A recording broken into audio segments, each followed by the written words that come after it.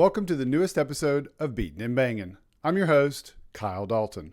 With Christmas just a couple of days away, today is an abbreviated episode with several stories plus a one-on-one interview with Xfinity Series driver Parker Retzlaff, where we talked about his time at Jordan Anderson Racing and what he expects out of the move to Alpha Prime Racing in 2025. However, before we get to the interview with Parker, I want to go back to Saturday and something I saw from Kurt Busch. The 2004 NASCAR Cup Series champion shared a video on X and talked about how he prided himself on always getting fan mail done and sent out before Christmas. However, over the weekend, the 2017 Daytona 500 champ showed just what kind of person he is with one special package he decided to personally deliver to one lucky fan. Take a look. Always prided myself on trying to get it all out before Christmas. And so one of the items that Don sent, I'm going to hand deliver it myself. He's here in Phoenix. I live out here about half the year. And so we're just going to see if he's home. If he's not, I got a note that says, sorry, I missed you. All right, so he sent normal things to sign, but I'm surprising him with a Daytona 500 win diecast. Way to go, Don. Thanks for doing that, Parker. I don't know if you're home.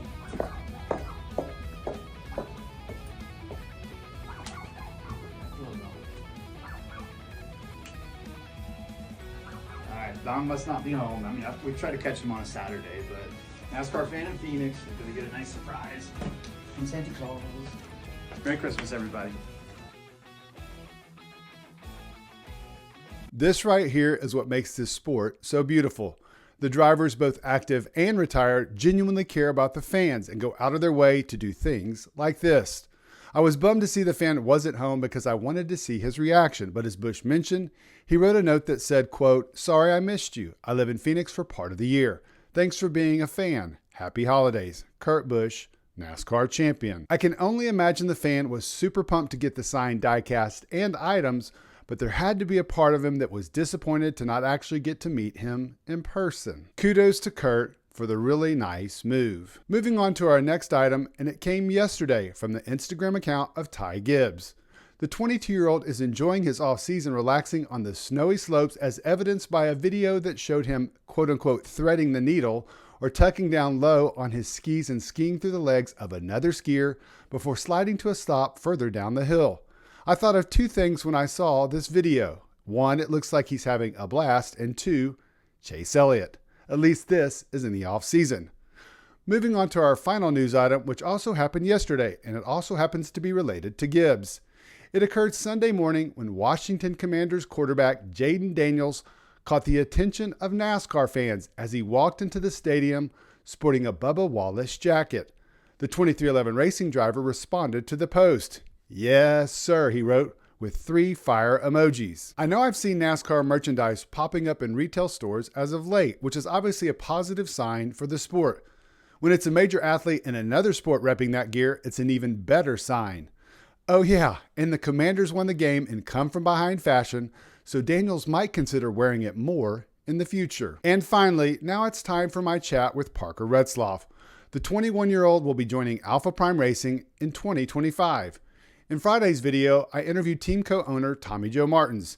Now take a listen to the young up-and-coming driver as he gets candid about what happened during his time at Jordan Anderson Racing and why he's excited about the opportunity with his new team. And now I'd like to welcome to the channel Parker Retzlaff. Hey Parker, appreciate you joining me today. How are you? It's I'm good good to be on here.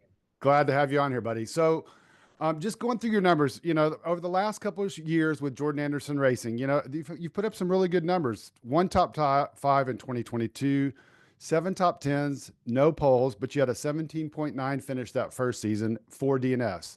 Then last year you had the 2 top 5s, 4 top 10s, 2 poles, and then you had a 23.5 average finishing position and the 12 DNF. So I know I talked with Tommy Joe about this the other day. So kind of give me a sense, Parker, of what do you think? Because I know I looked on your November 10th post on X, and you were talking about reflecting back on the season, and some things didn't go your way.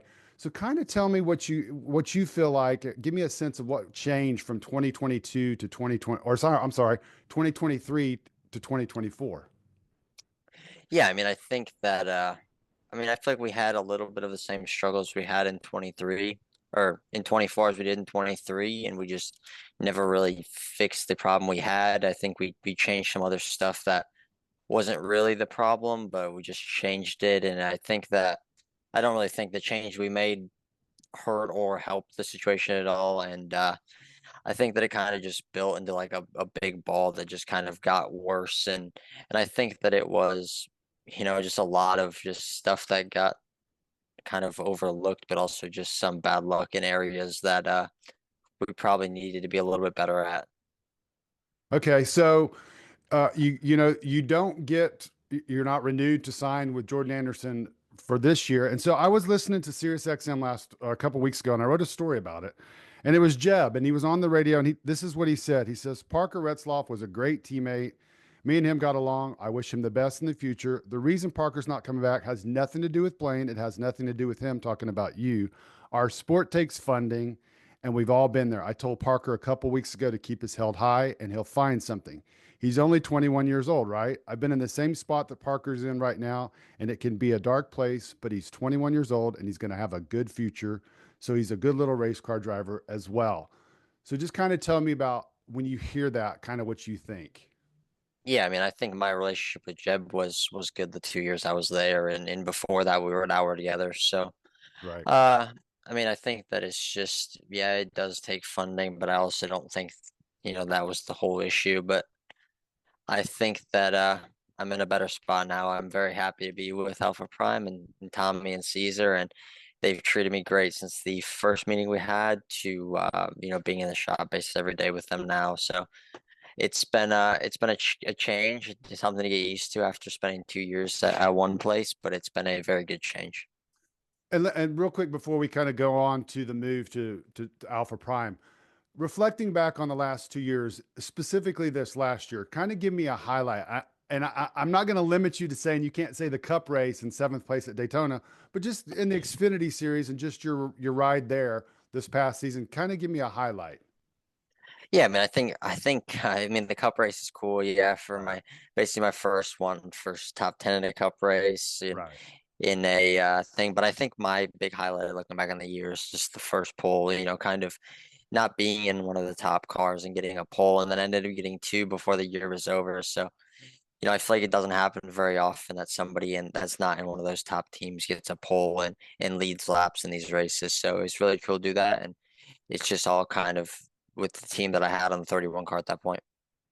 Right. And so now just, I know we're kind of jumping all over, but just going back to Jeb's comment about the dark place. And I think fans don't necessarily grasp it or think about it, but it can be a challenge for you guys. So kind of talk to me about you're out of a ride at Jordan Anderson. Are you kind of like in this place where you just don't know where you're going to land? Talk to me about what it was like in the interim before you landed with Alpha Prime. Yeah, I mean, I think that I kind of knew middle season what really was happening. So we were already kind of working on stuff and trying to make sure that we were in a decent spot. So I think that it took a while, longer than we wanted to get it all signed and done. But when I knew that we weren't coming back and all that, it was kind of just start working on what's the next step and what's the next step forward. And it's just everyone at TDM and stayed behind me, and everyone, all my partners, sponsors, stuck by me through the whole thing. And I think we'll have a good 2025. All right, so let's talk about that 2025. You come over to Alpha Prime. You've got Brendan Poole, who, talking to Tommy Joe the other day, he was talking about, he feels like Brendan Poole's a cup driver, cup level driver. So, and talking about you coming in. So you have these two drivers, one who's a little further along in his career, but he's talking about, he thinks both of you are top 10 Xfinity Series drivers. So kind of give me, Parker, your expectations for this coming season in 2025. Yeah, I mean, I think my expectations are to just try and learn everything or take everything I've learned for the last 2 years and just be, have my best season to date, really, and just try and give them their best season they've ever had, and just continue to get better every week. I know that stuff I did last year probably didn't help us, and it probably hurt us at some points. And I'm not a driver that's ever going to feel like I did everything perfect. So Sure. I know there's some stuff that I could have done differently, look back on it and fix that, and just try and have my best year to date.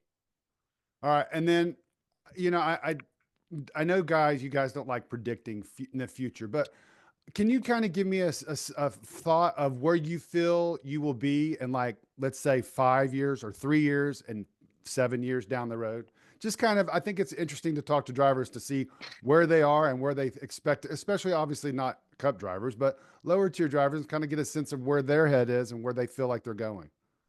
Yeah, I mean, I think that we'd all love to sit here and say I hope in 3 years I'm racing on Sunday, but I Right. think you kind of have to go with whatever you're dealt. I would love to, like I said, I would love to say in 3 years I hope that I'm driving a good cup car and racing on Sundays and kind of making my home there, for the rest of my career. But it's not, the sport changes and it's, at the end of the day, it is the business. So there's stuff happening every day and it's very challenging, but it's all just comes down to partners and just doing everything you can with what you're given. So I think that this year with Alpha Prime and having Joe Williams as my crew chief this year, it's been very good to get to know him and he, from what I've seen, has putting in a lot of effort at the shop. I mean, we were there one day. We ended up being the last two at the shop together. So he's been putting in a lot of work, and I've seen that. And I think that once we get to the racetrack, it'll show.